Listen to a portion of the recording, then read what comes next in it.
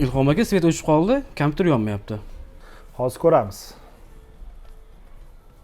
A few moments later. Xo'sh, kompyuteringiz blok pitaniyasi kuyibdi. Qanaqasiga ko'ydi? Yangi kompyuter olganman-ku. Blok pitaniya noto'g'ri tanlangan. Xo'p, qanaqa blok bitini qo'yishim kerak bo'lsa? Hozir men sizlarga tushuntirib beraman. Kompyuterga blok pitaniya tanlayotganda birinchi bo'lib vatiga ahamiyat berish kerak. Misol uchun ofisga 300-400 vat, игровой uchun 500-650 vat, moshni kompyuterlar uchun 850-1000 vat kerak bo'ladi. Bundan tashqari blok pitaniyada 80+ degan sertifikat bo'lishi kerak. Buni ham 3 xili bo'ladi. 80+ blok pitaniyani qancha tok tejashini ko'rsatadi.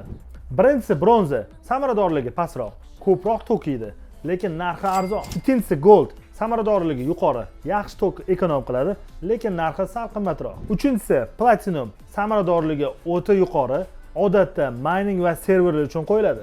Aynan sizning kompyuteringizga qanaqa blok pitaniya kerakligini bilmoqchi bo'lsangiz, mana shu saytga kirasiz, sburkizni yozasiz, tosh, videokarta sizga kerak bo'lgan blok pitaniyani ko'rsatadi. Aytganimdek, noto'g'ri blok pitaniya tanlangan ekan.